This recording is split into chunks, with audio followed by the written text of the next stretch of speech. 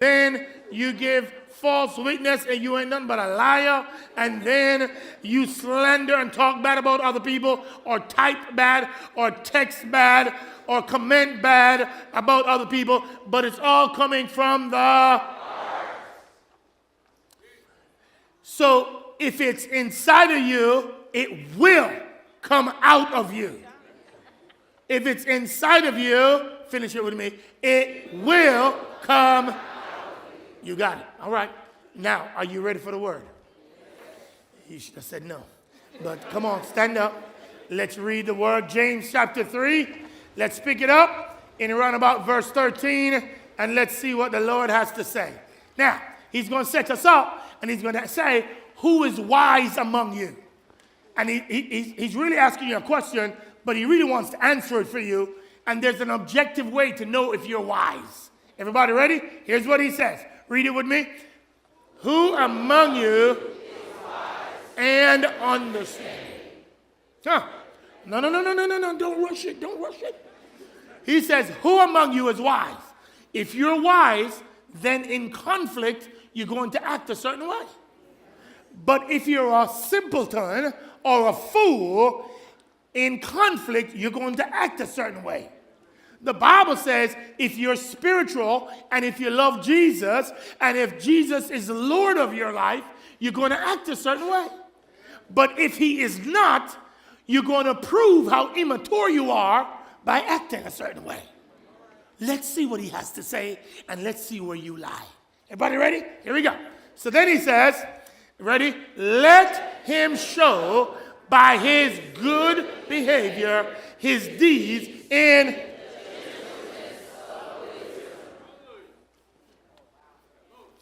Which means if you're not gentle in your handling of the person across from you, it means that you're not as mature as you think you are. It means you can say you love the Lord and you can sing great is thy faithfulness all you want. But what it's proven is you're a little baby when it comes to Christianity. That's if you're saved at all. Hey! Here we go. I got a lot of verses today. Verse number 14. Everybody ready? Here we go. Verse 14. He's going to continue. Good God Almighty. Good God Almighty. But if you have and in your heart, do not be and lie against the truth. He's trying to help us. He says, but if you have bitter jealousy, you can't believe they get away with that. You can't believe they're doing that again. You can't believe that I'm better than them and look what they got.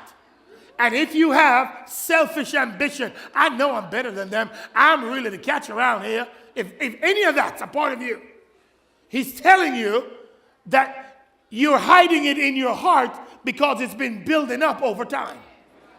And instead of confessing it and cleansing it, you keep adding to it.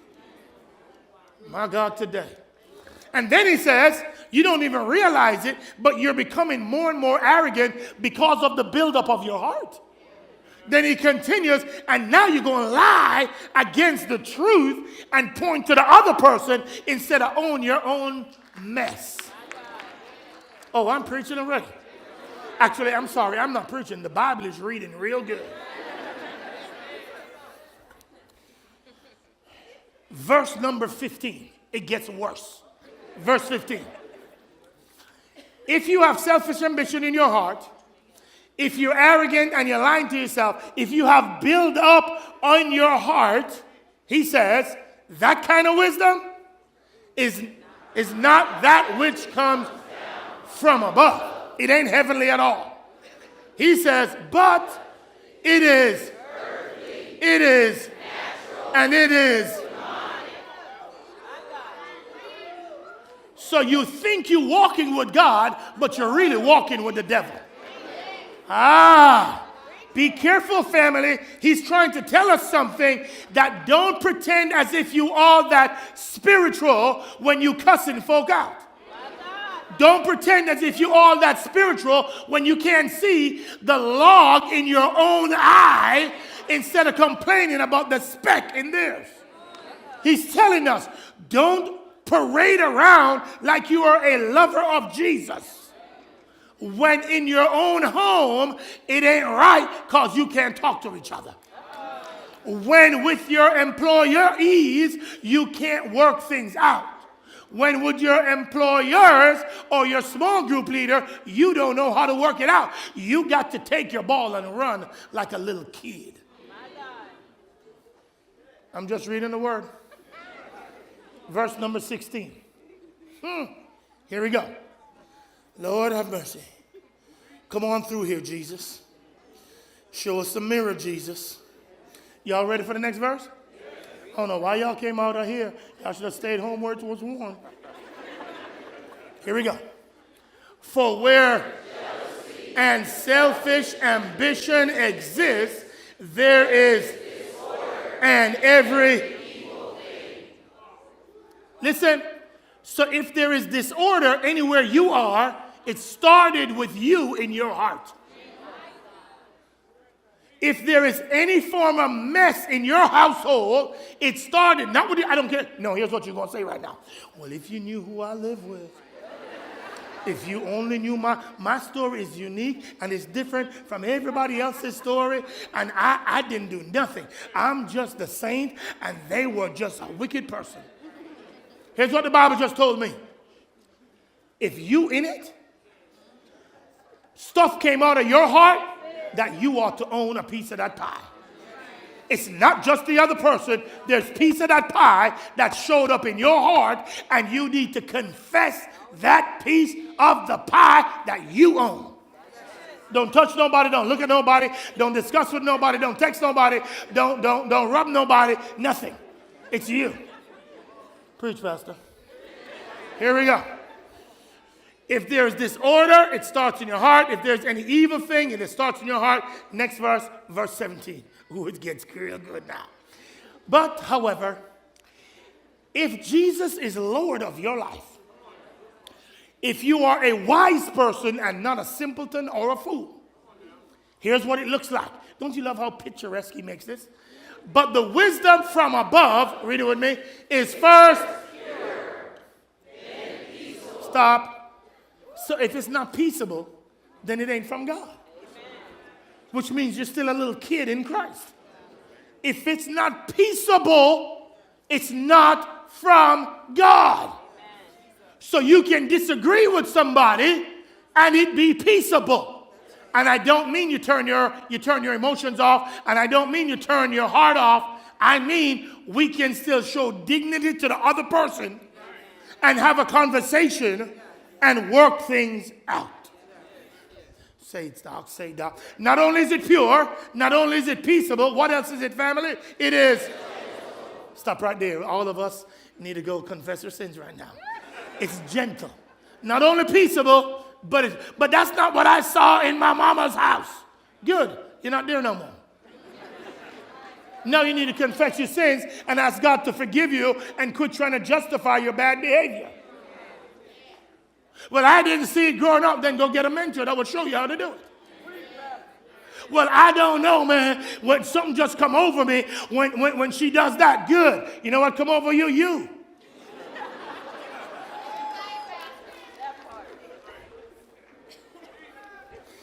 Read it with me again. Pure, peaceable, gentle, reasonable.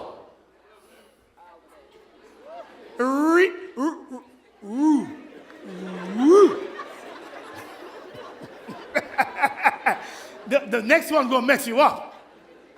Full of mercy. Why you want Jesus' mercy, but you ain't willing to give it?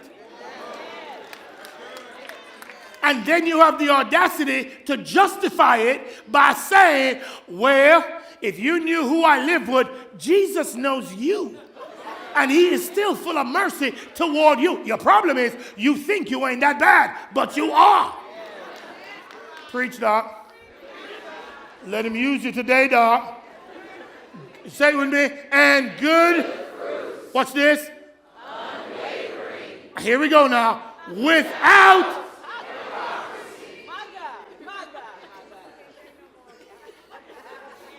Jada said she can't take no more. Jada said, can we sit down now, please? That's enough. I'm not done yet. Verse 18.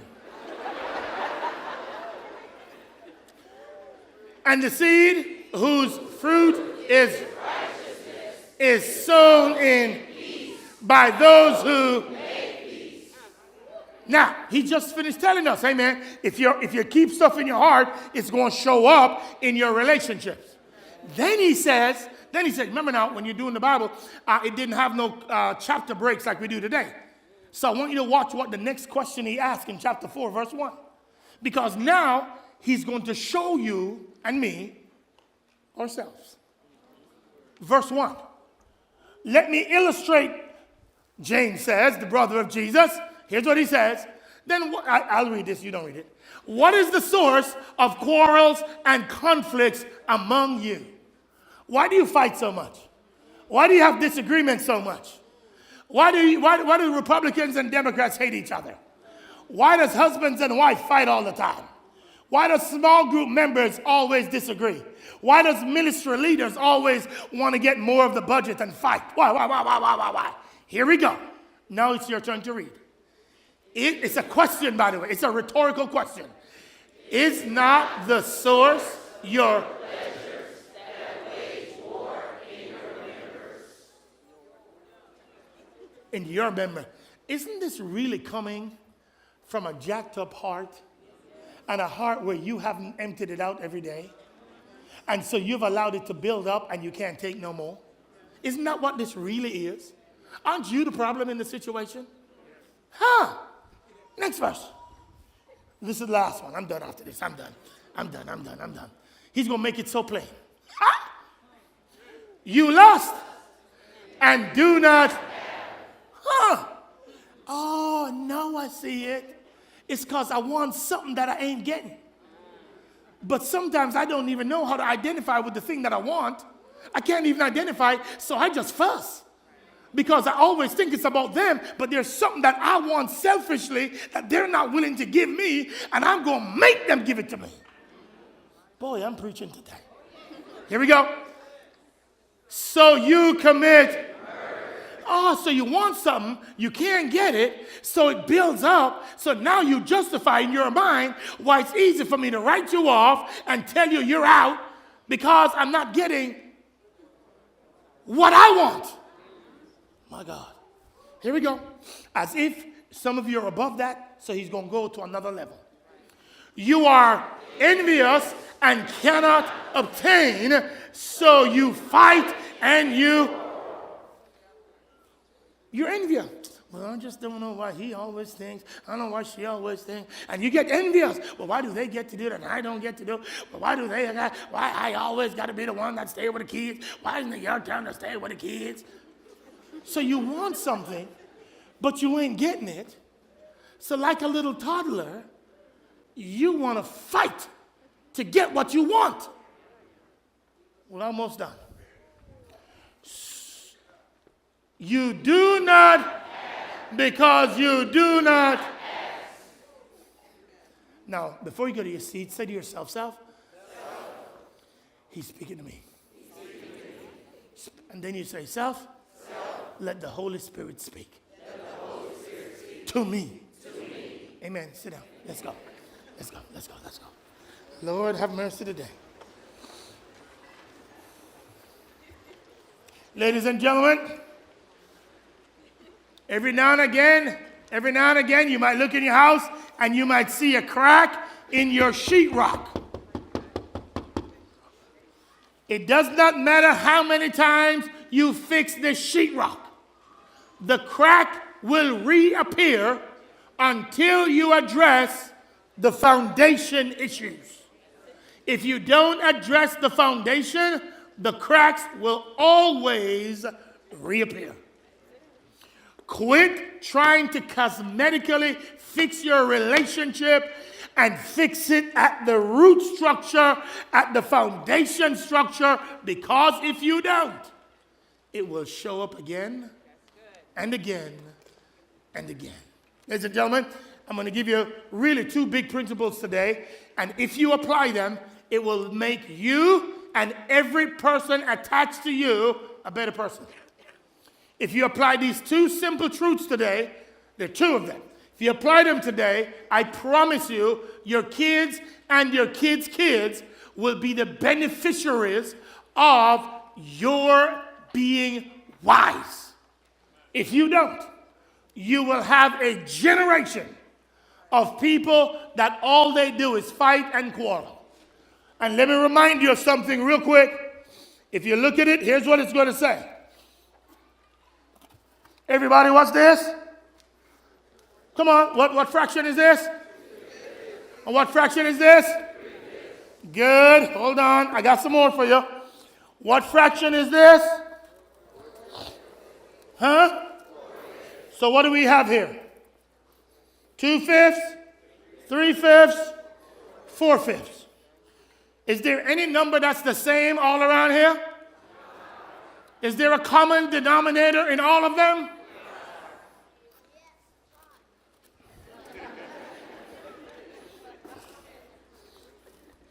The common denominator in every conflict you have with all the people that you got, say it with me, is if you will just for a moment quit asking everybody else around you to change and realize that the person that really need to change is not them. Drum roll, please. It's you. So no longer look around you, look in you if you want to see real transformation for the glory of God.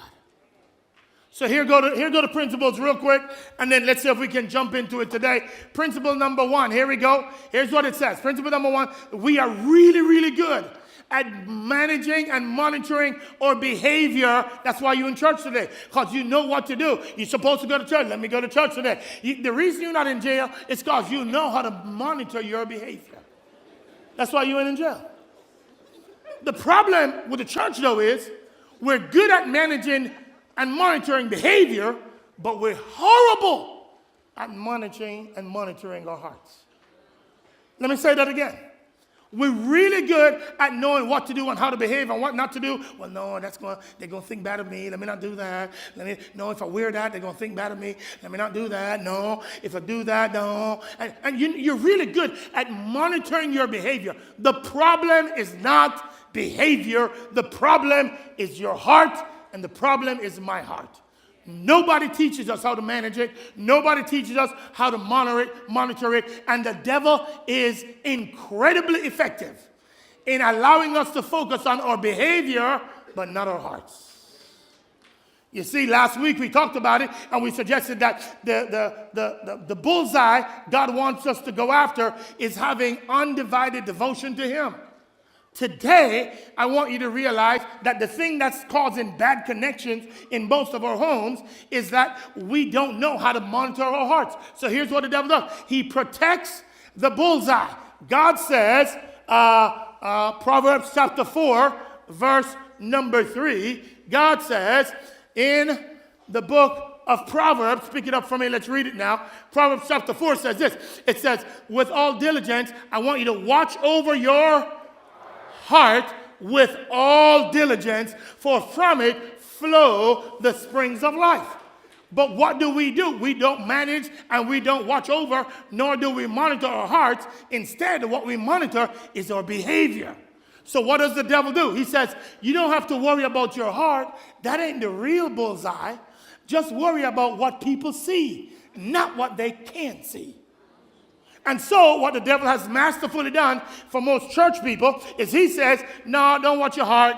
Just let's block that out. Just make sure they don't see how you behave. And if they don't see how you behave, you'll be okay, because then they won't know your heart. Just leave your heart alone. Do what you do good. Do what you feel like doing. Hey, man, listen, just do you.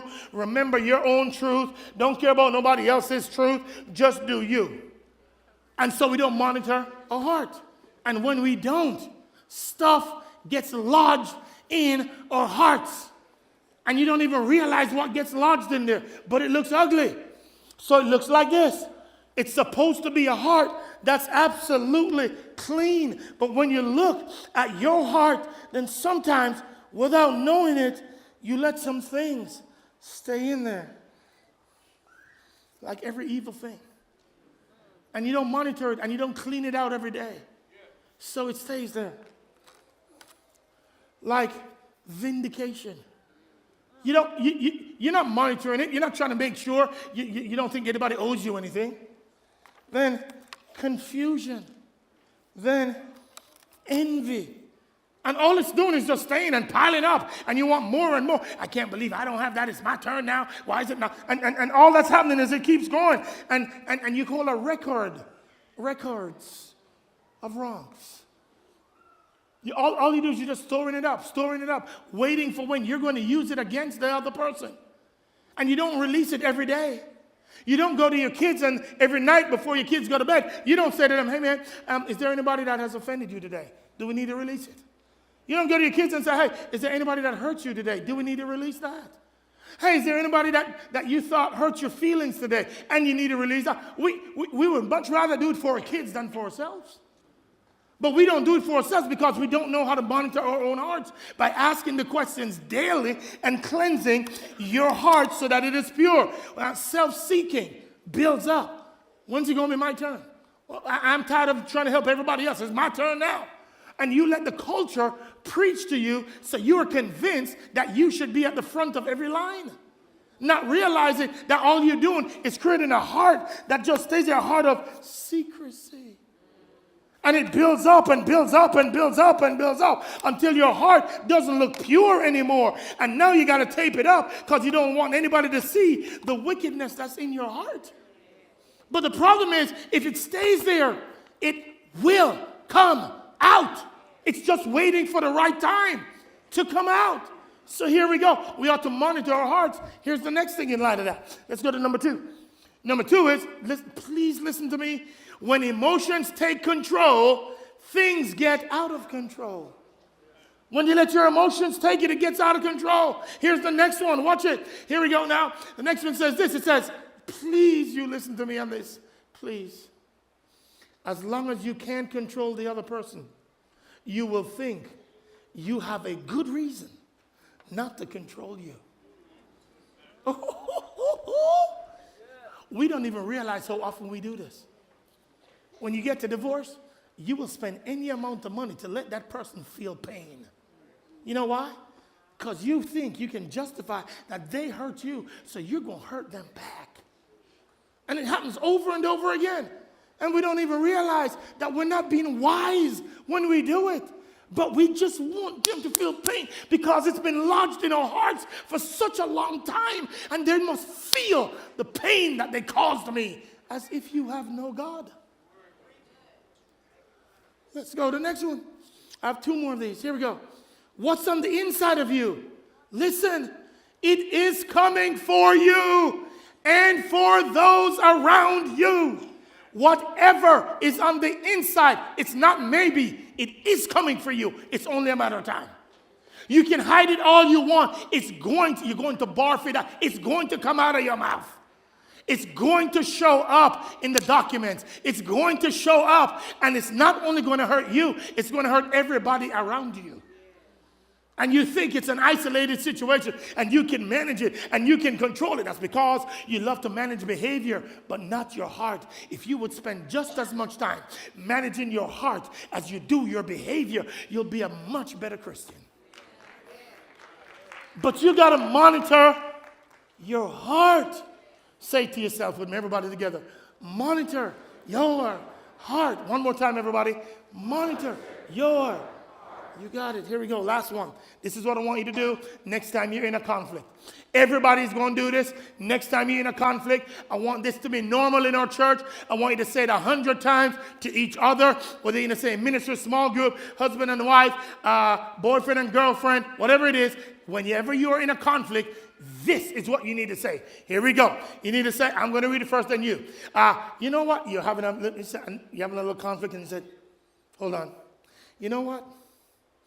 Part of the problem is, don't you? You know what part of the problem is, don't you? I know. I'm not getting what I want. And I want what I want. And so let me take a little pause and let me go think about what I really want so that I can come back with you in peace and have a decent discussion about what is it that I'm really after. Okay, you don't believe me. I don't know about you, but whenever I'm driving my kids somewhere and I'm driving on the freeway and they want to get in a fight behind me, is it just me? This happens to me all the time. You might tell that I'm a bad parent, but that's okay. They be having a fight behind me, and this is all I do. I got a simple strategy. One hand on the steering wheel. The other hand catching anybody I can catch in that back. And I'm telling you, this is what you finna do right now. You finna go to your side, you finna go to your side, because it ain't that serious, and y'all need to go on each other's side, but y'all gonna be in silence. That's not what you do. I know what you do is you say, hey guys, would you mind if we can go into a season of time out for the next 15 minutes or so? I am not as godly as you, so whatever catches my hand catches it. But I am swinging back there. I probably shouldn't admit this publicly, but I am swinging back there because one of y'all going to stop talking as much as you do. Well, your Heavenly Father has to do the same thing to you. He don't care what the issue is right now. He cares that you realize that you own a part of that pie. And realize that there's something you want. You might not even know what it is. But there's something you want that you ain't getting. And because of that, you are ready to bring World War III up. Because you're not getting what you want. Ladies and gentlemen, this is the new phrase that we should use every day of our lives when we get in conflict. Here we go. Say it with me now. Everybody ready? 1, 2, 3. You know what part of the problem is, don't you? That's not everybody that was weak. Everybody together. Here we go. You know what part of the problem is, don't you? What is it, everybody? I am not getting what I... That's it. It will diffuse most problems. It really will. Just go to your little corner. Let me think about what I want. You go over to yours. You think about it, and let's have a discussion about what we really want, because it's what's causing the drama that we're currently going through. Last time, I want you to practice it so everybody know it. So the next time you're in a conversation, this is what, you're not telling them to do it, by the way. Don't be like, well, why don't you start with what the pastor said? Don't put me in the middle of your conversation. You apply it yourself. Here we go, everybody. Ready? 1, 2, 3. You know what part of the problem is, don't you? I am not getting what I want. Imagine if you train your kids how to do that. They'll have a much better start than we did. Ladies and gentlemen, the stakes are too high. They're watching us. Can we please own the part of our pie? That's ours. All right, here we go. Now, go to your sermon notes now. Here are the bad connections that we're talking about. What's the bad connection today? The fact that we have a heart that's not been monitored. What God says in the Word, same Bible, is, I want you to have a good heart. What should come from the heart of the believer? Please listen to me. What should come from the heart of the person that's running hard after God? Here it is. Willingness to yield. Here it is. You're going to be other-centered. Here it is. Say it with me, everybody. You're going to be. Here it is. You're going to be. Here it is. You're going to be. Here it is. You're going to be. Here it is. You're going to be full of. My God. Here it is. You're going to be. Here it is. Uh-oh. There we go. You're going to be. And last one, you're going to be. That's what's supposed to be normal for us. That's what's supposed to be normal. But it's not. We're living just like we have no God living inside of us. And I'm pleading with you, just own your part. Here we go. Let's go to these now. So, what are these cracks that we're seeing where we got to address it at the heart level? Here we go. Let's go through every last one and then we're done. Number 1. This is so important. I pray, God, you get this. If you're here and you're single, please, I am pleading with you to listen up right now. We have a problem because people have an underdeveloped idea of covenant. They don't know what it means when you say you're going to get into a relationship with God and you're going to make a covenant with God. You have no idea what covenant means. A divinely created relational bond. That's what covenant means. There are 5 ingredients to it. Now, first of all, they are transient. Listen to me. Here's all it means. It means God starts it. It means God ordered it. It means God authored it. It means, listen to me now, you don't want God to not fulfill his covenants, but yet still you break his all the time. You don't want God says, I'm not going to destroy the world with a flood anymore. You don't want God to send a great flood again. He's keeping his end of every covenant that he's created. There's the new covenant where he died so that you can have a relationship with the Father. You don't want God to break his so you don't go to heaven, but yet still we break ours all the time when we make a marital covenant with him. And we say, God, you know what? I ain't feeling it today, so I'm out. Aren't you glad you serve a Jesus that does not say, I ain't feeling it today, so you going to hell? He doesn't. But yet still, singles, you listen to me. This is why you don't just get married to any fool that shows up. You're making a covenant with God. And when you make the covenant, you don't get to break that covenant. I don't care what the world tells you. This ain't no contract. It's a covenant. And therefore, you got to realize what you're entering into. A covenant with God. He never breaks his. You don't get to break yours either. Boy, I'm preaching today already. Number 2, come on, let's go. Number 2 says, it is what they are. What? No. Go back. I didn't finish that one. Get back over there. Yeah. It's hierarchical. It's God, man, woman, animal. That's how God flows. Listen to me. When there's a fall, it usually goes like this. Animal, woman, man, and then we check in with God later. Every single time. That's what happens. Why? The devil wants to reverse God's order. Don't let him do it in your house. Number 3, there are rules. Men, love this woman like Jesus loved. Women, honor this man like the church does. They're sanctioned. Sanction means, listen to me now, there are blessings and curses. Nobody will tell you this. There are blessings and curses based on this covenantal relationship.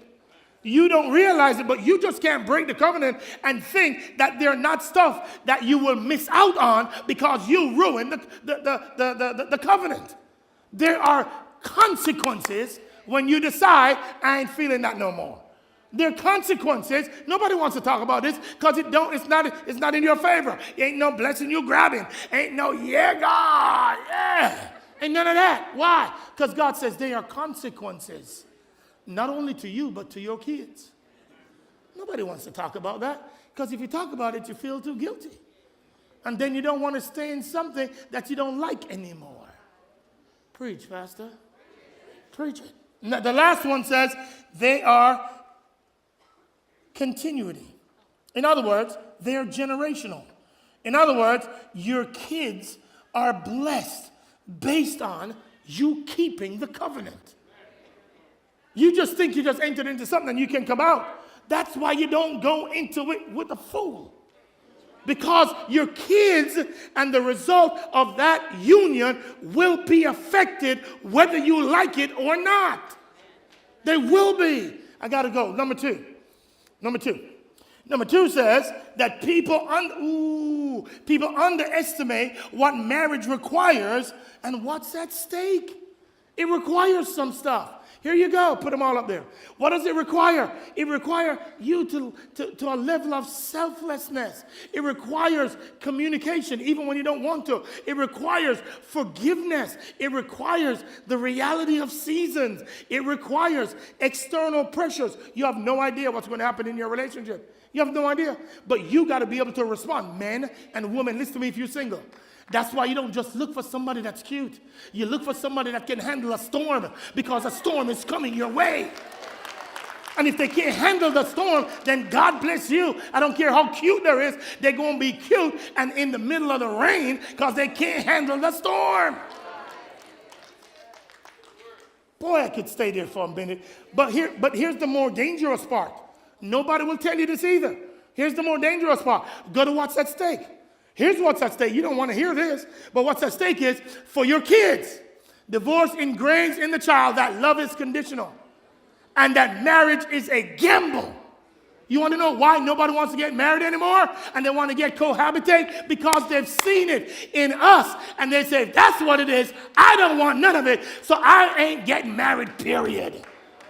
And you don't realize where it comes from, but it comes from us not taking God's covenant seriously. Oh boy, I'm preaching that's better than you're responding. But I know why you ain't responding. You ain't responding because you're like, will this Jamaican just stop talking, please? So now all your kids are looking at it like, why would I do that? I saw the pain it caused my mama. I saw the pain it caused my dad. I ain't doing that. And instead of us trying to figure out how to work it out, well, first of all, instead of us not jumping in because we're thirsty, then when you jump in, you be like, well, this ain't what I wanted, so I'm out. So no, your kids like, this ain't what I want. No, your grandkids like, no, your grandkids say, it's optional. My mama didn't care, and God didn't zap her, so therefore he ain't going to zap me. So I ain't joining no marriage. No, you have a low view of marriage because of how we treated it. Preach, Pastor. So now these beliefs lead to fear of rejection, conflict, pain, and failure. All because they watched us and we modeled for them sometimes what not to do. Number 3, Lord have mercy. Number 3, let me get a little personal here. I love that Jada is in the service, so let me get a little personal here. Here we go. People often think they're fighting about things, but really, they're really fighting for things. No. Don't miss this, please. It's not about the toilet paper. It's not about the toilet lid. It's not about bat. You ever see that one where somebody's trying to teach her husband how to pee because he keeps leaving it? Oh, forget it. Anyways, it's not about that. It's not about who disciplined the kids worse or better. It's not about any of that. It's that there's something deeper that the spouse really wants. This is the stuff that's highlighting the stuff beneath the surface. Every couple wants 1 or 3 things. I'm going to tell you what I want. I'm telling you my story, but this ain't for you to laugh, so don't be laughing at me. But I'm telling you, so every couple wants 1 or 3 things. At the bottom of every single conflict you got, you either want respect and recognition, you want closeness and care, or you want power and control. And when you don't get what you want, I had our staff do this together. I had everybody single them out. Tell me what you're really after, because somewhere in your growing up, you didn't think somebody respected you, or you didn't think somebody let you run things, or you didn't think somebody cared. So now you're going to squeeze it out of your spouse. So here's what I do. Most of you know me. I tend to be very direct. I tend to be very, give it to me real short in small doses. And I have an incredible bride that she has lots of words that she uses. A lot. Like when she wants to articulate her position, there's a lot to articulate. So in the middle of everything that I'm talking about, or she's talking about, all I really want in my household, at the end of the day, we can fight about the kids, we can fight about the doggone, every night, this is how it goes in my house, I don't know how it goes in yours, I don't care how it goes in yours, I care how it goes in mine. So in the night, I get into my house, I put the temperature on 75 degrees, but she's not in the house yet, and then she comes home, and then she puts it down to 68 degrees. Feels like 40. This is regular. It's a game that's played every day. You notice I'm not laughing. I know you are. And so all I want is a little bit of this right here. This right here. Just give me a little bit of respect and recognition of the Jamaican.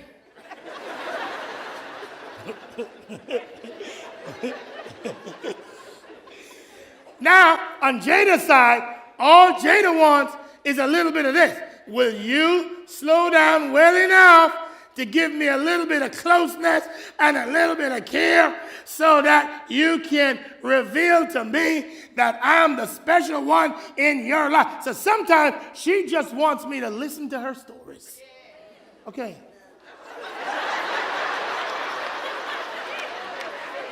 I'm telling you my story. Worry about your own story.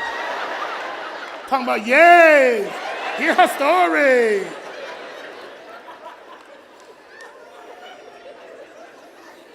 Worry about what you want. Anyways, here's the next one. Number 4. I got to go. Number 4. I got to go. For real, I got to go. Quick, come on. One party secretly thinks they're the catch. Here, listen to Jed over there. My God.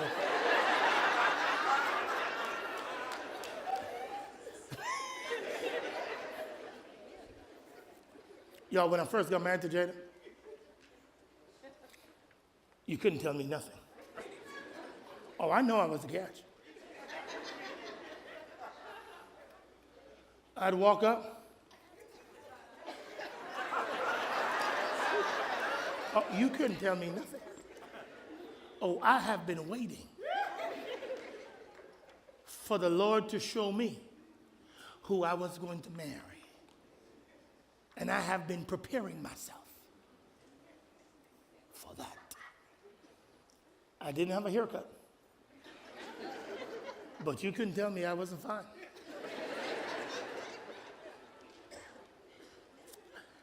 As it went on in the marriage,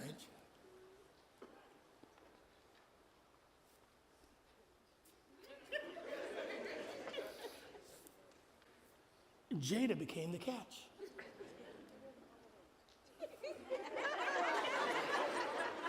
It's not that funny.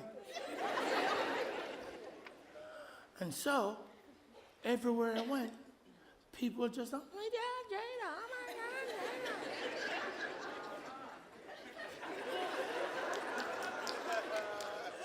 God, Jada. I don't appreciate that clapping either. If you believe you're the catch, you're one of the most arrogant people in the world. And that relationship will never work in a healthy way because you believe they owe you. Be careful. Ain't nobody owe you nothing. You ought to be grateful that you're a servant of the living God and you get to outserve your spouse. You, excuse me, madam or sir, are not the catch. I know you go in the mirror and you think, mama. But I'm here today to tell you, calm down. Humble yourself a little and realize that you're blessed to have the person that you get to sleep beside you every day of your life. Let me show you what it looks like quickly. You overestimate your qualities and achievement. You see this is so important. You see the other person's sin pattern as more disgraceful than yours. Listen to me. Just because they got sins that the culture don't like, don't forget you got some that God fully knows. And as far as he's concerned, they're leveled. So stay humble, my friend, and don't think you're all that. That all right so far? They subtly imply that their spouse is lucky to have them. They leave the other person feeling undervalued, and they lack empathy. You can't even walk in their shoes. Be careful, my friend. Be careful. Turn the page over. Let's land this plane. Come on. Number 5 says, oftentimes we don't have models of healthy relationship, especially young couples on this one. Please remember that you need good models. Good models remind you of what's possible. Good models help support you through difficult times. They give us a goal to reach, and they guide us well. Listen to me now. Here's something a good model will teach you. Every 7 days we go on a date. Every 7 weeks we go away for a night. Every 7 months we go on a romantic holiday. They'll teach you the 3 A's of marriage, that every day there should be appreciation, admiration, and affection. That's what good, healthy couples teach you. The problem is when you think I don't have no healthy couple, so I'm just going to do the best I can.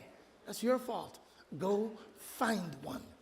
And in this church, you got too many people for marriage mentors that you can have help you along the way for you to stay in your ignorance.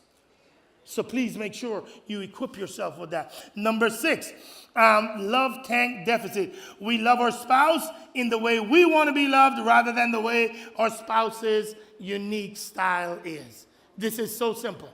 Give your spouse what they want, not what you want. Give your spouse what they want, not what you want. I'm going to confess one more sin to you today.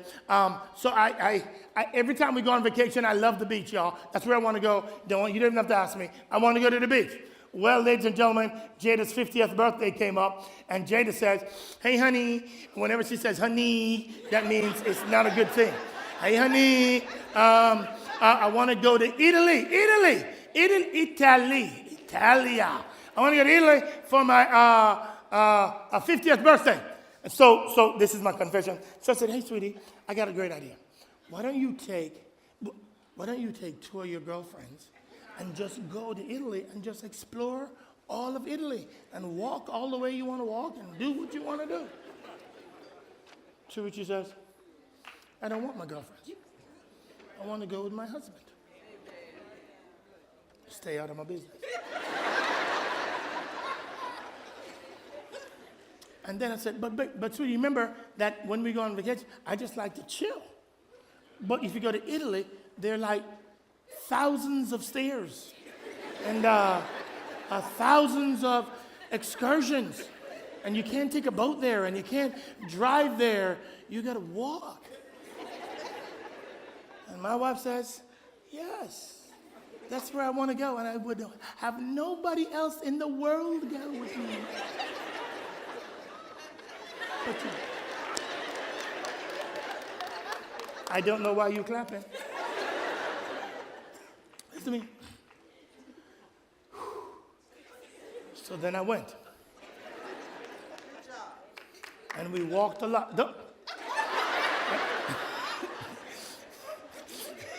And we walked a lot.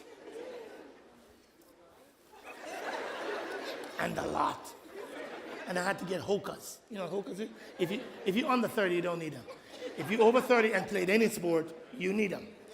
Just go get them. It's hokas. Hoka, give me some money for that. Anyway, listen.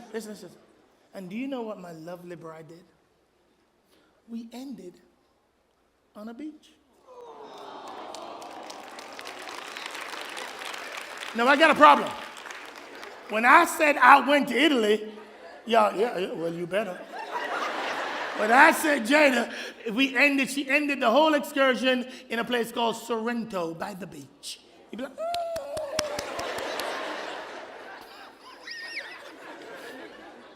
Give them what they want, not what you want.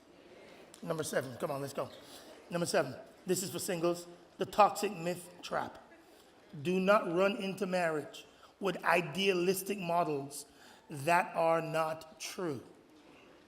The Bible opens with marriage and ends with marriage. In between, there's war.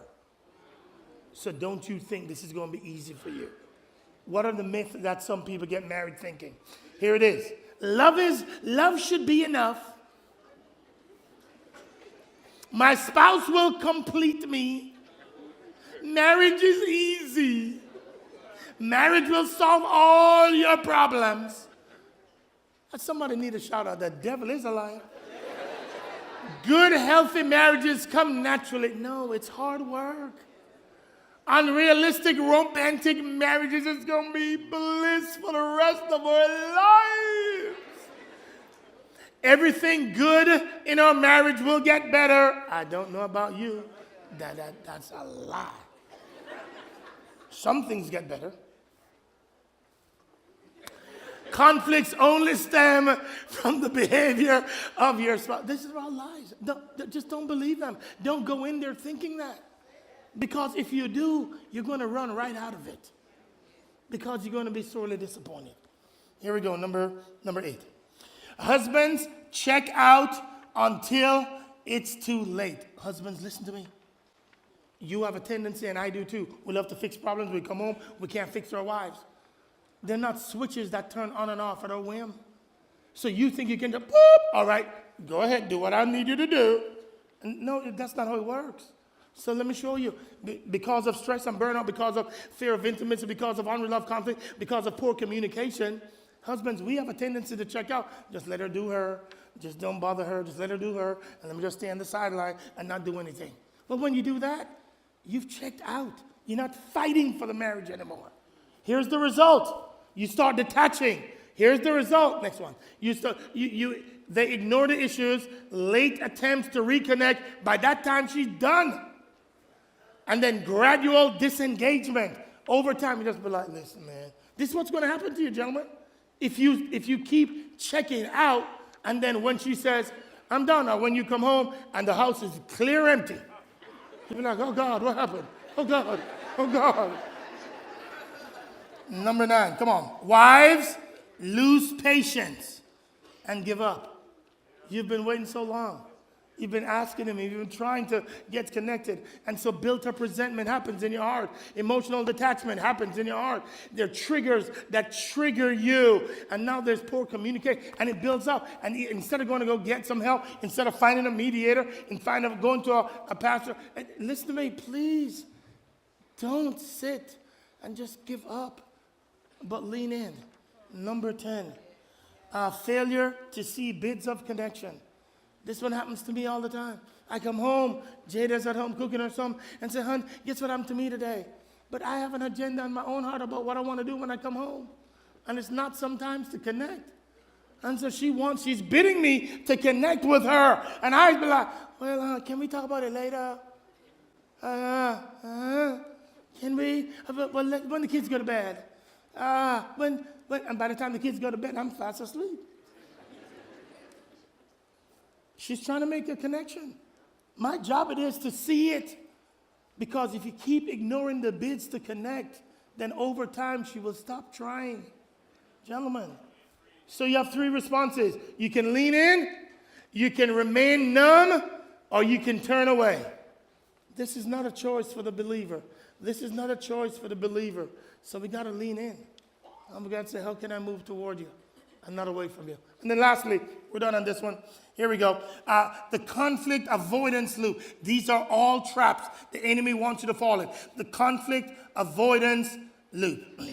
This is where you start out saying, I'm going to engage, and then I'm going to cope. I'm not going to, it's just too much to go down this path with you. It's just too much. I know where it's going to go. I don't want to go there anymore.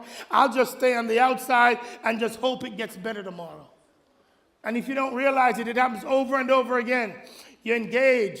You feel anxious and fearful when confronted with a stressor or a problem. Of course she does. Jesus says, hey, we need to have a talk. Oh, God. Oh, God. Oh, God. Can you tell me what it is about before I get home, please? Oh, God. Oh, God, it terrifies me. Oh, God. Help me today, Jesus. I'm just telling you me. I got to work through that. Then you go engage in avoidance, coping behaviors, procrastinate. Hey, let's do it next week. Let's do it on Sunday. Let's do it.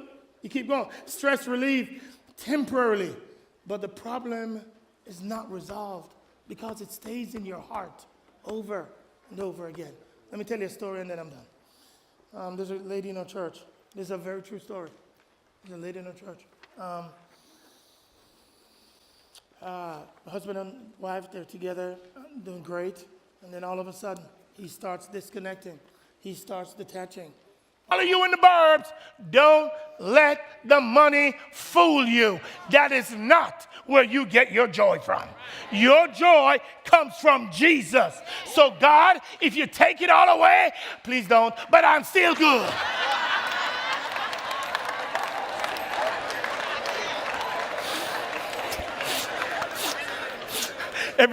Somebody like, please, please, please, Lord, please don't, please.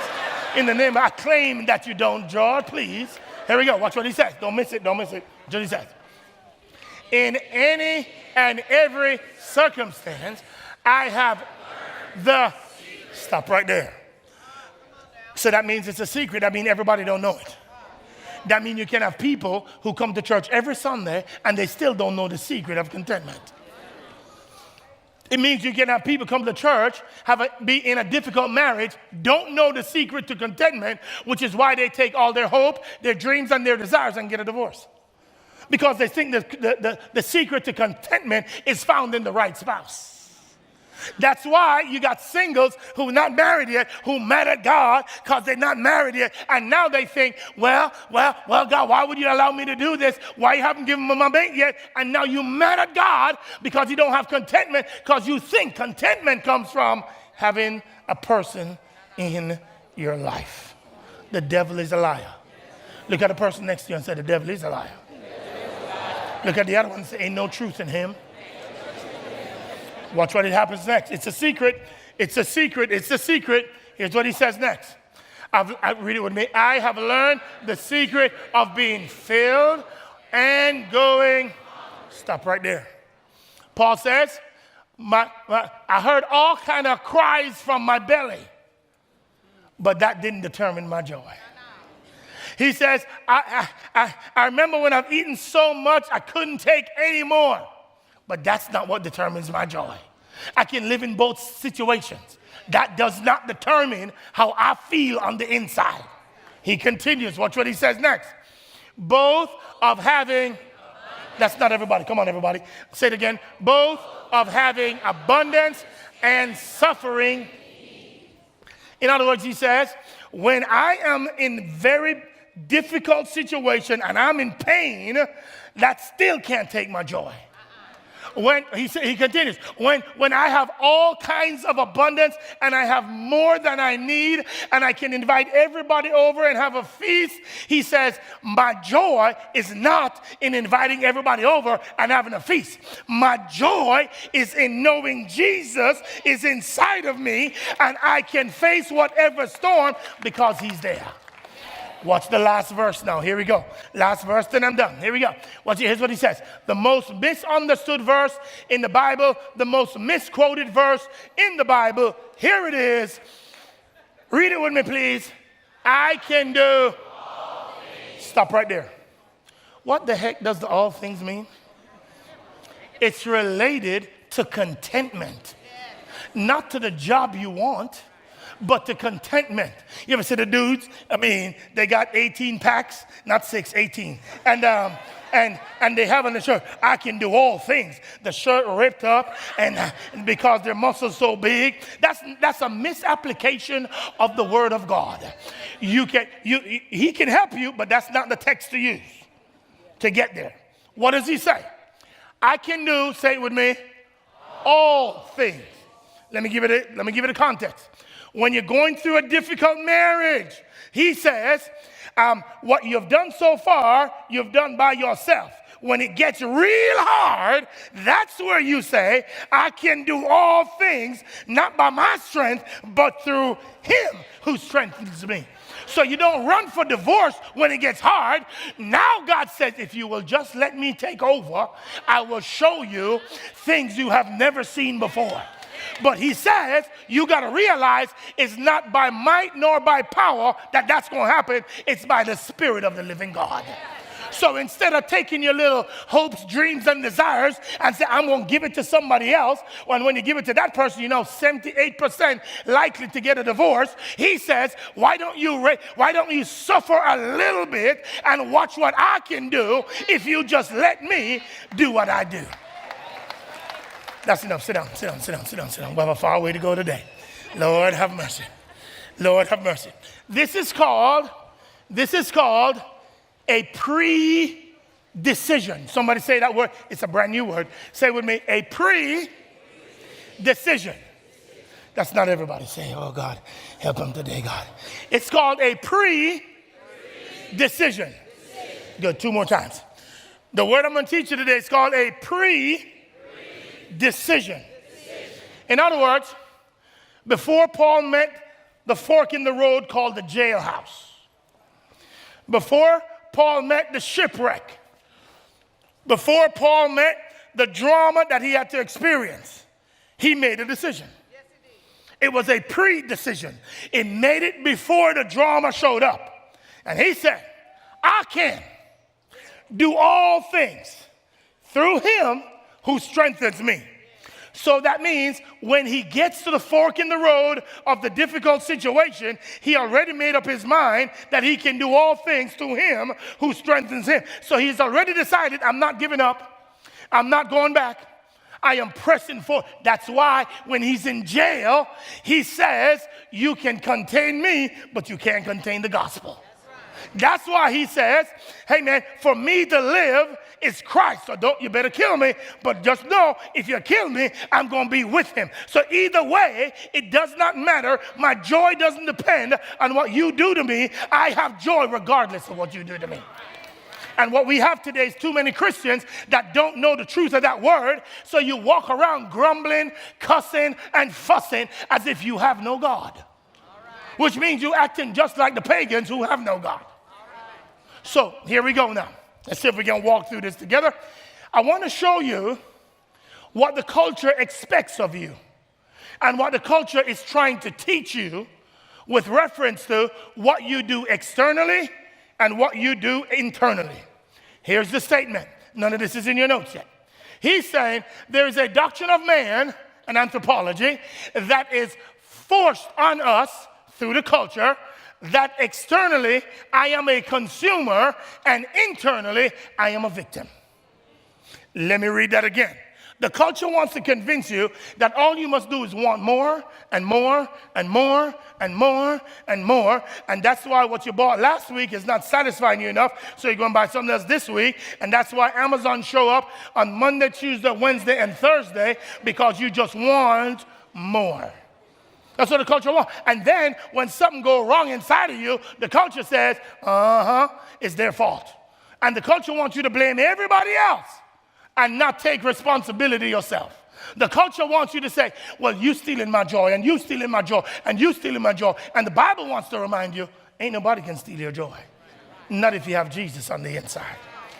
So let me see if I can lay it out for us now. I want you to watch it. Here's what we say. What's the mindset of happiness? What's the mindset of joy? How do you know when you're walking in it and you have a mindset for it and nobody can steal it? 3 words. None of this is in your notes, by the way. 3 words. Number 1, accountability. Number 2, eliminate entitlement, which is the sin of our entire culture. And number 3, be kind. Watch it. Accountability says it's always my fault. I created an environment. I could have created a better environment. I could have created better expectations. I could have selected better. I could have done it all, but I did not. And so something is not working. I'm not going to blame anybody else and say, you making me miserable. No, you're not. It was I could have done something different to create a different environment. Number 2, second thought is eliminate entitlement. Ain't nobody owe you nothing. Not a doggone thing do they owe you. Every 1st and every 15th, they settle accounts with you, and nobody owes you. Well, they don't want to pay me what I want. You signed on the dotted line, and you said you'd work for that amount of money. So don't fuss and cuss now that you think you deserve a raise because Johnny and Rilo got a raise. You think you need a raise. And no, you need a new job. Go get you a new job that will pay you the money you think you're worth, but don't stay there and complain about what they're giving you. Nobody owes you nothing. Why? Because God says, I have given you everything you need for the situation you're in right now. Everything you need. I'm coming back to that in a minute. And then the last one says, be kind. What does that mean? Walk in the shoes of the other person. Think about it from their perspective. If you do those, here's what you just did. You removed anybody from being accountable, from them causing you not to have joy. You have removed anybody and yourself from the entitlement where somebody owes you. Nobody owes me nothing, so I can't blame anybody. And when you're in a conflict with somebody, because you're thinking about it from their perspective and in their shoes, you can be kind. Nobody can control you because God has given you everything you need for life and godliness. I'm trying to help somebody today.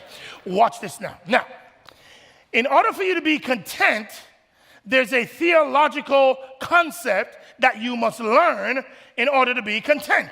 But most Christians don't know the concept, or if they know it, they don't live like they know it. Here's the concept. It's called the doctrine of providence. The providence, here's what it means. Oh, this is good. God arranging things beforehand for fulfillment of his purposes. Let me tell you some theology today. What God says is, whatever shows up in your life, Either he has caused it or he has allowed it. Either one, he's prepared you for it. Let me say that again. If you know Jesus, whatever happened, good, bad, indifferent, horrific, God has either, listen to me, God has either allowed it or he's caused it, but either way, he's prepared you for it. No matter what it is, no matter what it is. He says, I have given you everything you need for life and for godliness. Therefore, no matter the storm, I've prepared you for it. Now, the problem is that we have too many Christians that want to see Jesus as Savior, but not as Lord. They want him to get them for him to get them to heaven, but when he wants to live his life through you, you say, God, I got to stop somewhere. You want too much. Therefore, that is why you can't learn contentment, because you reject the providential will of God, that he will arrange some stuff to happen, not for your glory, but for his. So now we got too many marriages where God's trying to set up your neighbors so they can see what happens when difficult times come knocking on somebody's door, and you still fight for your marriage so that when they go through it, they can fight for theirs because they saw you go through what you went through. The problem, however, is when you show up and drama come knocking, you want to take your dreams, your hopes, and your desires and leave and say deuces and say goodbye. I want to have nothing to do with you. And you miss the fact that God was setting you up for his purposes here on planet Earth. Ladies and gentlemen, you don't know providence, you will not know contentment. The more you know providence, the more content you are. Because you don't have a God that's surprised by what happened to you. You don't have a God that's shocked. I can't believe that passed through. That's not the God you serve. You serve a God that's sovereignly in control of everything that happens. And since you do, you need to know he has the confidence that he's equipped you to deal with whatever it is that you go through. In light of that now, I want to teach you, that's all preamble to where I'm really going. So the sermon starts now. Here we go. In light of that, I want to teach you a simple concept that I think will yield profound results in your life. The higher up you go, meaning the more influence you have, meaning the more responsibility you have, the more decisions you will have to make. The more decisions you, listen, please, whatever you're doing, stop right now and just listen to this. The more decisions you have to make, the less effective you are at making good quality decisions because you have so many of them. So now you just want things to get off your plate. And so if you're not careful, you will start making poor decisions because the number of decisions, the sheer number has escalated so high, you're trying to get things done quicker than ever, and you'll start making stupid decisions. I wish I had a witness. Watch it. Let me say it again. I don't want you to miss it. The higher up you go organizationally, God keep blessing you, expanding your territory. God bless you with more kids, whatever. The more higher up you go, the more responsibility you have. Listen, the more decisions you have to make.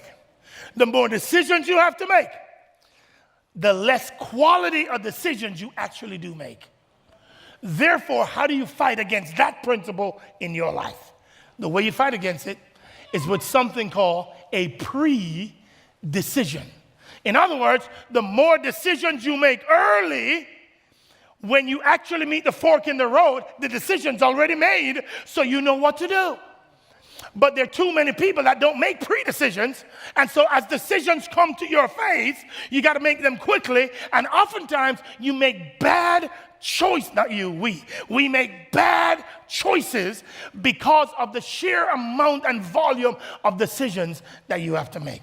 So let me give you in your notes so you don't ever forget it. Here's what it looks like. First of all, what we're saying in the notes is, when it comes to decision making, you've got these decisions you have to make. And so flip it for me and say, nope. Okay, let me help them out. Let me go through it myself. There are three principles of pre-decision. Number one, the greatest enemy of making quality decisions is making too many decisions. The greatest enemy of making quality decisions is making too many decisions. In light of that, as the quantity of your decisions increase, listen, the quality of your decisions decrease. Do y'all get that? As you get more decisions to make, then the quality of those decisions decreases, which is where smart people make stupid choices. You've seen rich people make dumb choices. You've seen intellectuals make stupid choices. You've seen poor people make dumb choices. You've seen us do it all.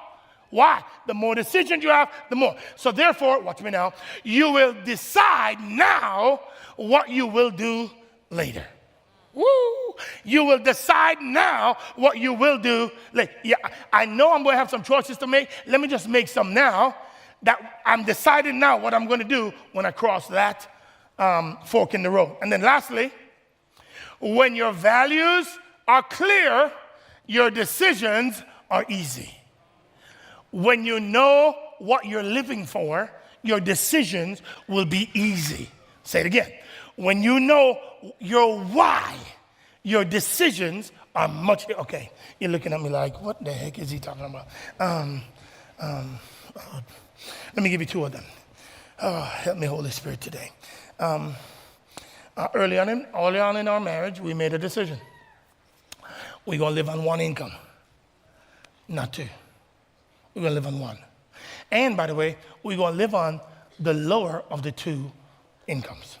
That's what we decided. We still do it today. But we're going to live on one. We're not living on two. I don't care what Mary Jane has. I don't care what Rilo has. I don't care what Nene has. We're living on one income. Now, when you marry a strong sister, the problem with marrying a strong sister is it's a little harder to inspire and lead. Oh, she's in the service too. So the challenge becomes, you want to make this pre-decision, let's live off of one income. She's making a lot of money back then, 23 years ago. And I'm making a little bit of money. And I said, we're living off of my income, not yours. Now, the problem with that is, when all the sisters' friends are getting whatever they want, and this little dude just got off the boat from Jamaica, is making some decisions for you. You weren't even sure you should have married him. No. And then you decide to, and then now he come up with this crazy plan that you need to live off a pauper's budget and not yours. That's exactly what we did. All that meant was when everybody was getting houses, we were in a one-bedroom apartment. When everybody was getting fancy cars, we had a car. Stop laughing. We had a car without AC. A car. We had a machine without AC in the summer of Texas. But it's all because I knew I'm making a pre-decision, because here's what I know. God's called me to provide for the house. If I'm going to provide for it, then I got to provide for it. And if you don't have a job, I still need to provide for it. No, I got to make some decisions now so that financial stress doesn't plague our house. So therefore I said, yeah, that's what we're going to do. So she kicked and she screamed. She didn't kick me, but she kicked and she screamed. And then the Lord showed up. 6 months later, she lost her job. And then she called me her Lord. She's never done that before in her whole life. But no, I got all the honor in the world because I was the wisest man she's ever met. Now, listen. So now she lost her little lucrative job, and now we were fine because we didn't need her lucrative job to survive. What's that called? A pre-decision. A pre-decision. Why? We do it today. We do it to this day. We still do the exact same thing. A pre-decision. So we're not living off of two people. We're living off of one. And then somebody in the last service came up to me and said, well, what you do with the rest of it if both people work?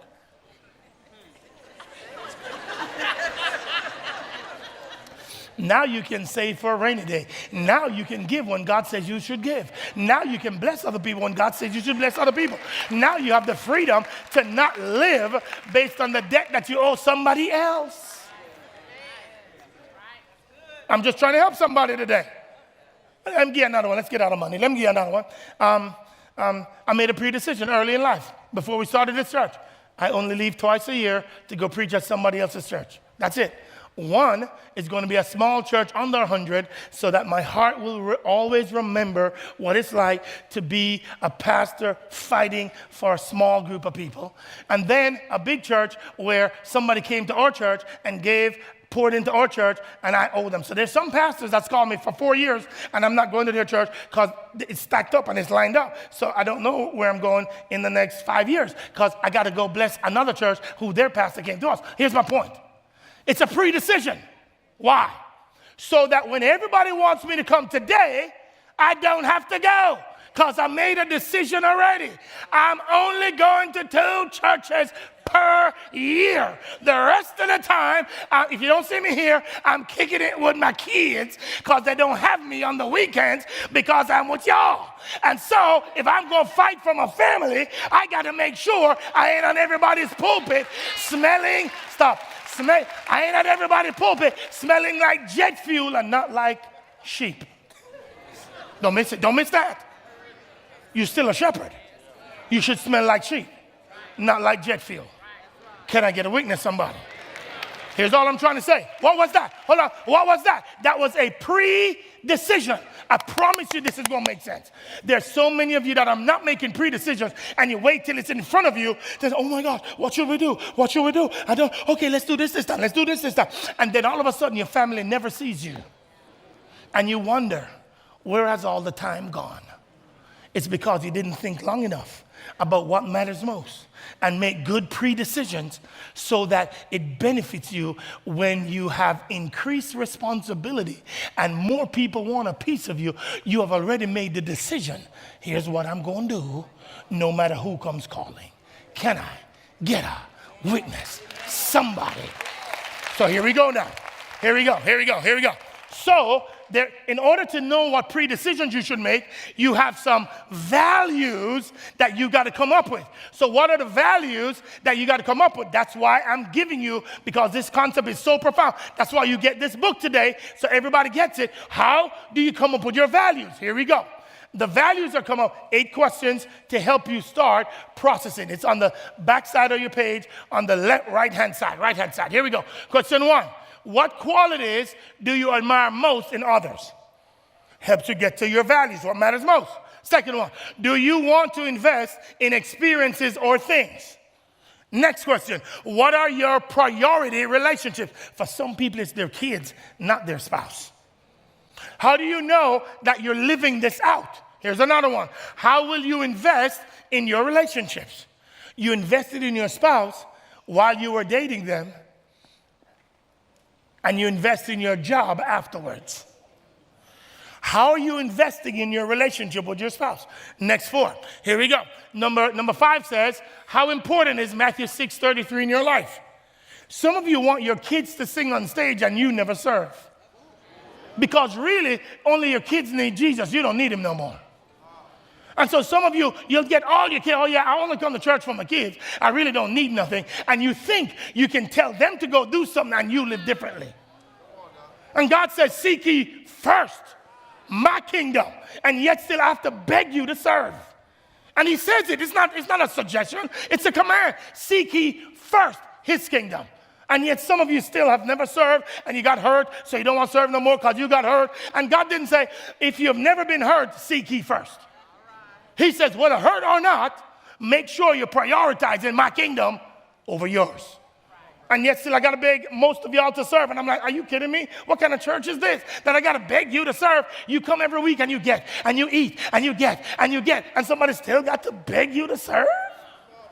Somebody's serving while you can get to come in here and then go back out. Somebody had to print them things at the print shop. Somebody had to design it. Somebody had to come up with the content for it. All so that you can go on your little retreat and go, what should we do in your little sophisticated gated communities? And yesterday say, well, God, you're secondary. I will call on you when I need you. He says, seek ye first. So if you say you value God's kingdom, then show up in your life and make sure you do. As for me and my house, we will serve the Lord. Here we go. Number 6, is holiness and purity central or peripheral to your walk with God? Here's the next one. What is love in one word? Here's the last one. When others talk about you, what do you want them to say? Why am I asking these questions? I'm wrestling with them. We're having a discussion with them because we want to know what we value the most. When we know what we value the most, now we can make pre-decisions. Now, the sermon starts right now. Let me give you 12 pre-decisions that we're going to live out.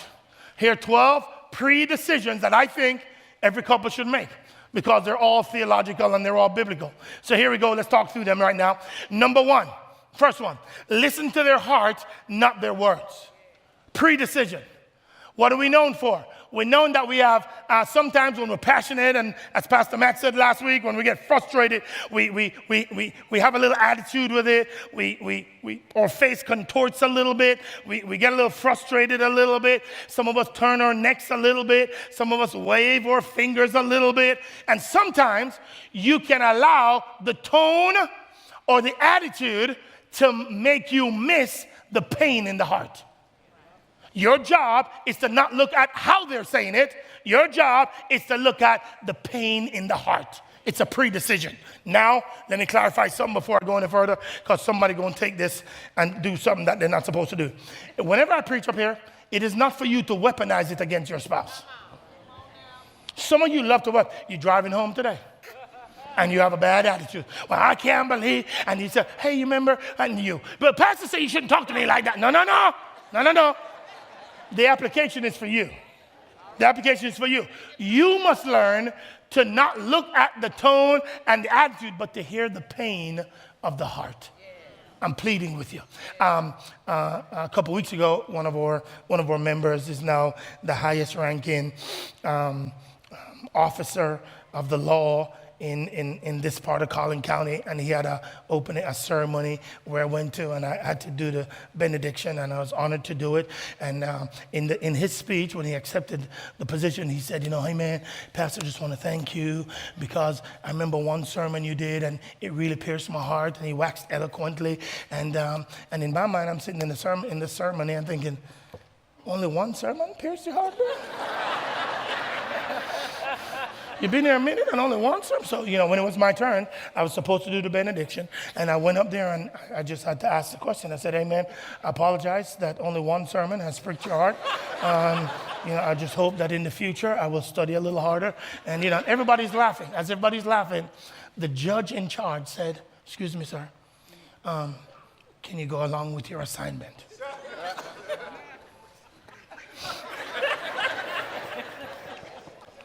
So in my mind, I didn't say, it's a judge here. He can lock you up. In my mind, I said, first of all, you don't talk to men of the cloth like that. I didn't say this out loud. Yeah, it's not how you talk to men of the cloth. And then number 2, I said, that was rude. And what I could have done is I could have focused on how he had offended me, not knowing the reason and the heart behind what he said. We had already been over. He was just reminding me that they all had a dinner to go to, and they were late for the dinner that they had to go to. Now, if I was in my feelings, as many of us are oftentimes, then we must, you know what? I don't know what they do in your church, but in my church, do you see what I'm saying? You see how you can easily be a fool? Because you didn't think of the man's pain before you looked at his actions. And so all I had to do is, I remember, okay, cool. My apologies, Judge. And then I went to my prayer. That's all I was supposed to do up there anyways. Waxing eloquently, trying to make people laugh, trying to be funny. The joker said, pray. That's it. Some of you, if you're in my position,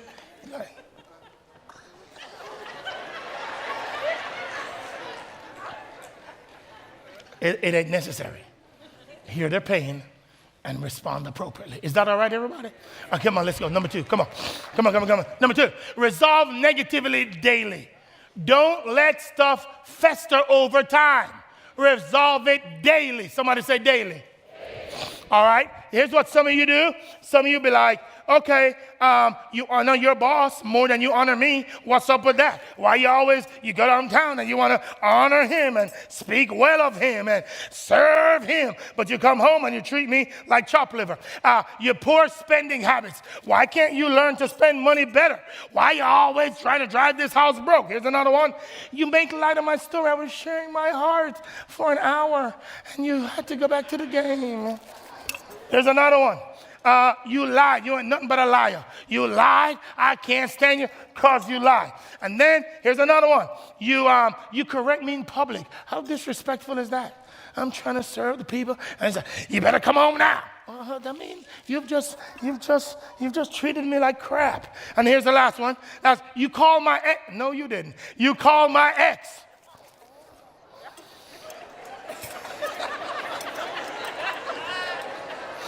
And then what some of you do is you just store it. And then 8 years later, during a separate conversation, you pull one out. I don't even know which one I'm going to pull out. You ain't nothing but a liar. You lying to me again. You lied to me on January 8th in 2016. What's wrong with you? Make a pre-decision. What's the Bible say? Deal with it tonight before you go to bed, or set a time when you're going to deal with it in the future. But what we have is people holding records of wrong and at the appropriate time pulling it out and complaining about what they're doing later. What God says is, no, that's not what I want you to do. What I want you to do is every single day. Every day. Somebody say every day. Every day, I want you, ladies and gentlemen, to every night before you go to bed, make sure you deal with it so that nothing is in there anymore. Don't worry. Don't worry. Pastor Luke used to do magic, so he came up with a little...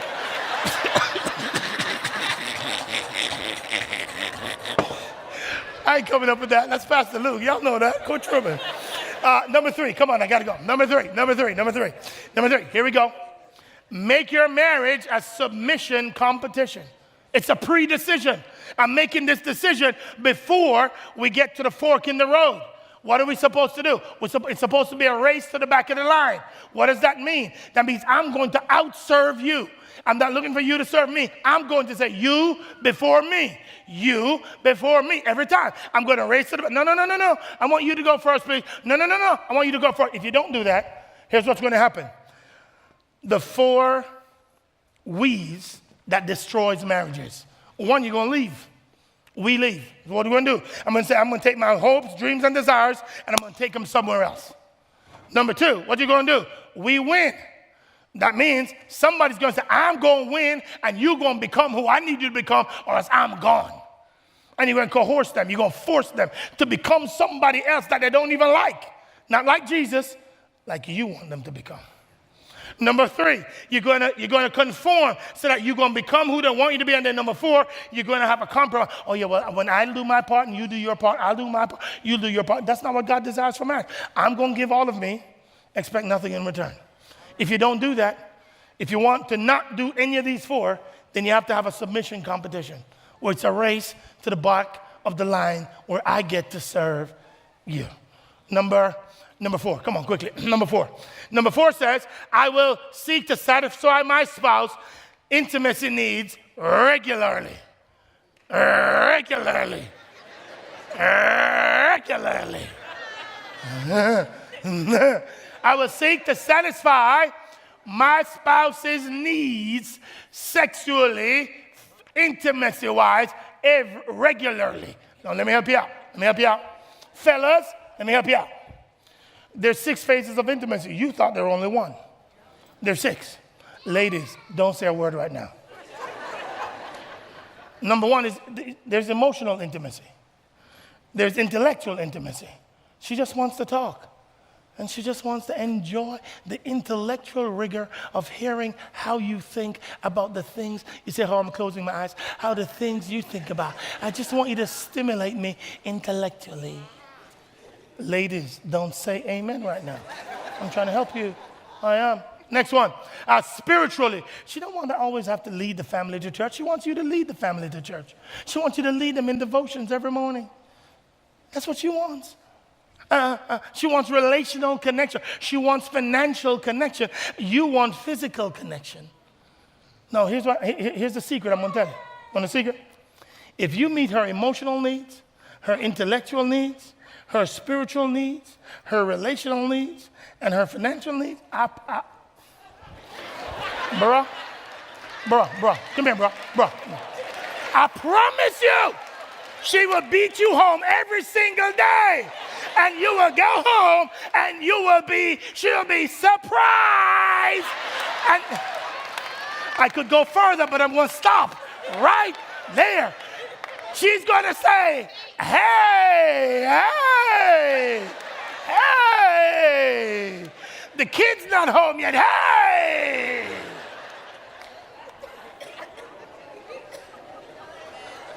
Hey.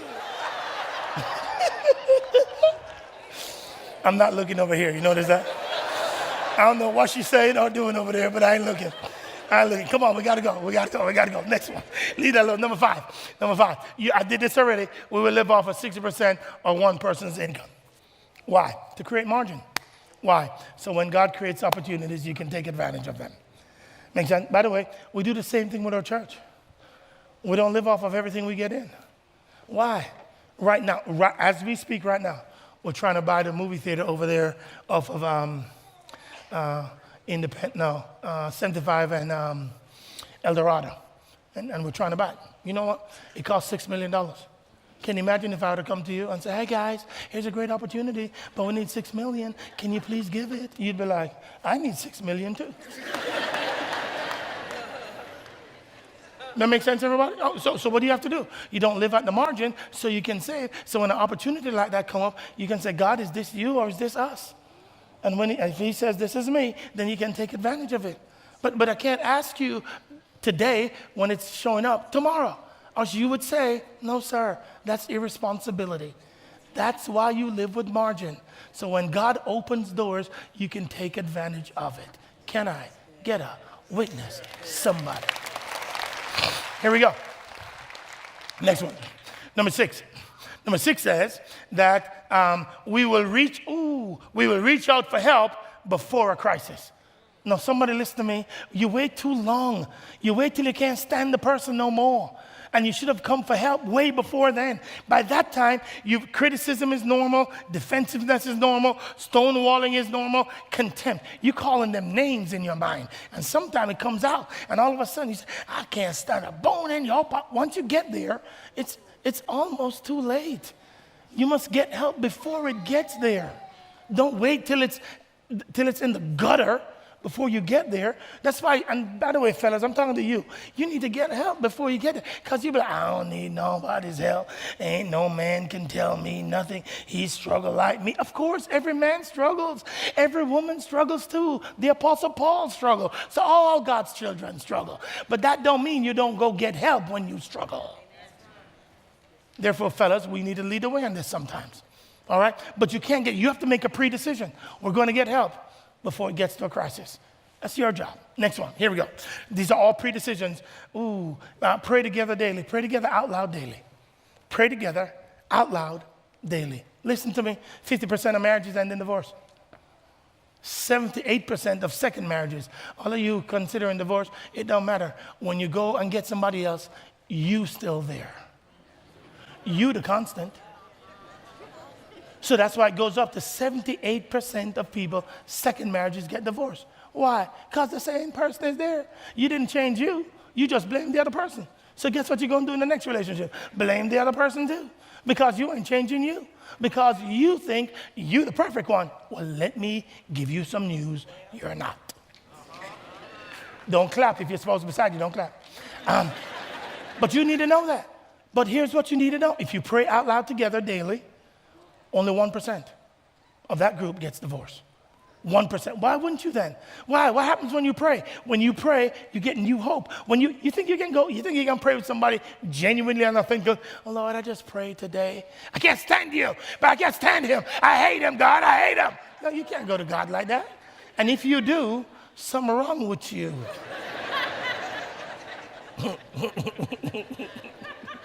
Which is why it makes perfect sense. You go so you can be united. You go to prayer so you can be on one accord. So that when you go to God, you're ready to go. That's number 7. Number 8, come on. Number 8. Number 8 is, that's why you do this vision retreat we're talking about. That's why everybody gets one of these when you go. Why? Because this is proactivity. What are you doing when you do this? You're saying, I want to prepare in advance for what could come up, and let's think about it and talk about it now. How can two walk together unless they agree? So you got to come agree on something so you can move forward. In other words, if you don't do this, you're going to react to situations. If you don't do that, then you're going to be radioactive and you can't talk about anything anymore. Which is why everybody needs a retreat without kids, where you get to think about your future. Which is why we're equipping you with the tools today. Number 9. Number 9 says, I love these the most. Watch this now. Number 9. I will have a posture of gratitude. I will have a posture of gratitude. Somebody say gratitude. Somebody else say gratitude. Now, let me show you my landscaping skills a little bit. Everybody know if you have grass on the outside of your house, you should be doing a pre-treatment right now. What a pre-treatment does is it is preventing you from seeing weeds show up in about 3 to 4 to 5 weeks. So the more pre-treatment you do now, go home and do your little pre-treatment, so that the HOA don't have to call you and report you. The reason this is important is because gratitude is the pre-treatment for entitlement. Let me say that again. The more gracious you are, the less entitled you become. In marriage, it's easy to take your spouse for granted and to think they're supposed to do that. It happens in every single marriage. It doesn't matter. You're supposed to do the dishes. You're supposed to do the laundry. You're supposed to take the car out. You're supposed to go to work. You're supposed to. So that means when your husband comes home, you just be like, oh, yeah, you should have been. I'm glad you're working, because if you weren't, I wouldn't be here. Because you're supposed to work. What happens if you shifted that and you say, you know what, every single day, I'm so grateful that you go to work. Thank you for going to work today and working so hard for our family. I really appreciate that. When you go home and there's a plate of food in front of you and the kids are getting ready to eat dinner at the table, hey, sweetie, thank you so much. You didn't have to do this, but I'm grateful that you did. You know why we don't? Watch this now. Because when somebody owes you money and they give it back to you, you're not grateful. That's what you're supposed to do. When it's not a lot of money and somebody gives you $5, you're not that grateful. You just like, thanks. It's not until you feel like they gave you something massive that you feel grateful for it. What happens over time in marriages, single folk, listen to this. What happens over time in marriages is that people ultimately get to the place where they just take everything for granted. And they no longer see it as something that you appreciate and something that's rare. What you need to say to your spouses is, wow, I can't believe you did that. I'm so grateful for it. But they just did it yesterday. I know. But you're training your heart to be and to have a posture of gratitude so you never take them for granted. Because the more you take them for granted, the more you don't think you need them over time. It's subtle, but it's true. Go back home today, and everything you have taken for granted, you tell that person, thank you so much. I am amazed that you keep doing this every single time. Thank you. Oh my gosh, you did the laundry again? Oh my gosh, thank you so much. You didn't have to do it. And they're dried? Oh my gosh. And they're folded? You're laughing, don't you? I promise you, if you increase your gratitude, contentment won't get stuck in your heart. and then you will forever be appreciative of the blessing God has given to you. The reason you don't appreciate it and you're looking everywhere else is because you've become entitled and used to what they do every single time. Can I get a witness? Somebody. Here's what it says. Fully engaged in kingdom or the calling or calling together. God's called you together. He called you for a marriage. Jada mentioned this. He called you for a marriage bigger than just your kids. It's for his kingdom. It's for his glory. And yet still all you're doing is all wrapped up in your kids and nobody else. If God came and said, what did you do with my kingdom?